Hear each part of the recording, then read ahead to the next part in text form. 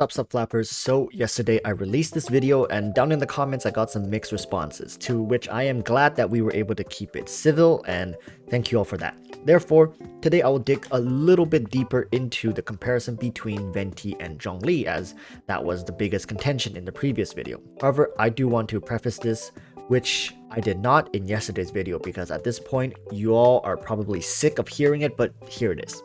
Play who you enjoy. However, if you have never played Venti or the new Zhongli, how would you know which one you enjoy? Now that's a question we need to answer, but you know what's not a question we have to answer? And that's to hip thrust that subscribe button. And if you aren't subscribed, you can hip thrust it in odd numbers. And for those who are subscribed, please keep your thrusting to an even number so you don't end up unsubscribing by accident. So, Venti and Zhongli. The first thing you may be wondering is, why are we even comparing the two, as the current 1.4 banners are between Venti and Child? Well, that's the thing. Prior to Venti and Child's banner reruns, we did not know if or when reruns will start to happen, and now that we have confirmation, we can start to anticipate for characters that we missed. Now, I mentioned in yesterday's video, I think there's a good chance Zhongli will make a return in patch 1.5, but of course that is my speculation.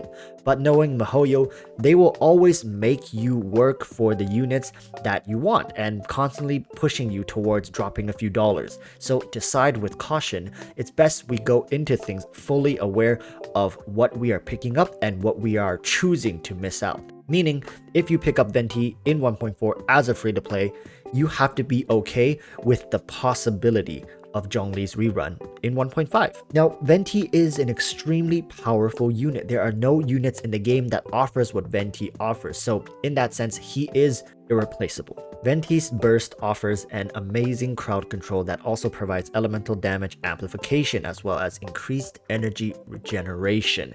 If you are picking up Venti, know that the key is to play around elemental damage and reactions, because that's what Venti leans into. In fact, it is not advised to pair melee auto-attacking units with Venti, because both his E and his Q lifts mobs off the ground, resulting in melee attacks not hitting all the mobs. Furthermore, I mentioned in yesterday's video that Venti is more of an early game focused unit, and for people who are past AR50, that Venti is likely to provide less and less value, especially with how MiHoYo is favoring future content to revolve around bigger elite mobs, as well as any new bosses that do come out will all be immune to Venti's CC. Venti offers great convenience for late game players though, if you are wanting to speed through some domains that have mobs scattered. You can use Venti to bunch them up and get the job done faster. If you are farming ley lines, doing daily commissions, or just exploring, Venti will no doubt serve you well. Remember flappers, I don't want to give the impression that Venti is bad or not worth, as many people seem to have felt that from my previous video. It's just that when making a video comparing two units, it's cheap to just end the video saying pick who you enjoy. Then what's the point of making a Venti or Zhongli video? Because if that were the answer, no one would ever have any problems, right? The thing is, what if they want both? What if they love both of the characters and how they play, right? Then the answer is, well, spend money. What if they don't want to spend money and they have to choose between one? That's the point of these videos. It takes willingness to offend some people to answer this question. So hopefully by the end of this video, you will know who you'd prefer between Venti and Zhongli. So now let us move into Zhongli. Much like Venti, Zhongli is considered an irreplaceable unit for the things his kit offers. One may argue that Venti replaces Zhongli in that Venti offers better CC, but the biggest thing Zhongli's CC has over Venti is that it can CC elite mobs. The few seconds that Zhongli's burst provides in endgame can mean life or death, which makes him a favorite among many endgame players. Of course, when it comes to saving lives, we have to also look at Zhongli's Jade Shield, because the skill is currently what makes Zhongli considered to be irreplaceable, not his burst. The Jade Shield offers 150% damage absorption against all elements and physical damage, while at the same time offering a 20% all resistance shred that stacks with everything except other Jade Shields. I really think these numbers don't do Zhongli justice, as it's hard to grasp how powerful a 20% all resistance shred is. Take Raze's Constellation 4 for example. When hitting enemies with his elemental skill, you will apply a 15% defense debuff for 7 seconds. For Constellation 4, a 15% reduction only for 7 seconds, right? A C0 Zhongli has that built into his skill that while being the most powerful shield in the game with a 1.5 times efficiency, also offers 20% all resistance AoE shred, which stacks, and summons a pillar that resonates geo damage, which can proc crystallize. While Zhongli's burst skill is what he is often associated with, but since the buffs, his Jade Shield has really become the highlight of his kit. Unlike CC, the Jade Shield applies the debuff to all enemies, which includes small mobs, elite mobs, and even bosses. Meaning for someone running a double DPS team, both DPS can benefit from the shred, whereas if you're running a physical Kaching with Child and applied Superconduct, Child wouldn't get anything. But the Jade Shield offers at 20% to all sources of damage. The ease of access is amazing, especially with late game. Your DPS damage has scaled up to the point that you really feel the 20% debuff, as opposed to someone from early game would not feel that big of a difference. But of course, Zhongli is not omnipotent. Zhongli can be tricky to use in a reaction team, which makes him the opposite to Venti. What ends up happening is that due to Zhongli's pillar resonating,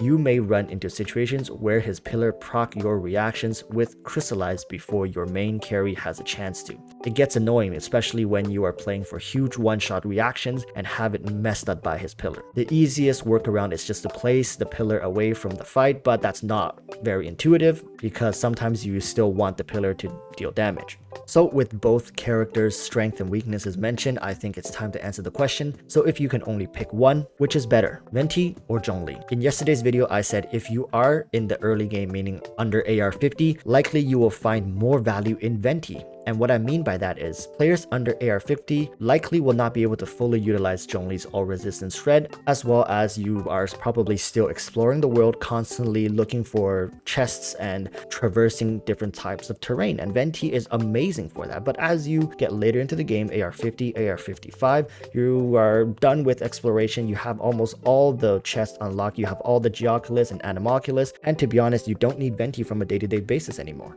The more well-built your own carries are, the more you will start to feel that 20% debuff from Zhongli's Jade Shield. Also, the more endgame you get, the more you realize that mobs that could be CC'd by Venti never really poses a threat to your units anymore. For example, the Fatui agent and the Sissin mages in Abyss 12 are not the ones players really struggle with. But floor 11 too, due to the scattered mobs and objective given, players will need Venti's burst to have an easier time. With all this said, the answer is still not as black and white because, as I mentioned, Zhongli favors close combat, non-reaction heavy compositions, whereas Venti favors ranged reaction heavy teams. If you are struggling against elite mobs and bosses, Zhongli will solve your problems.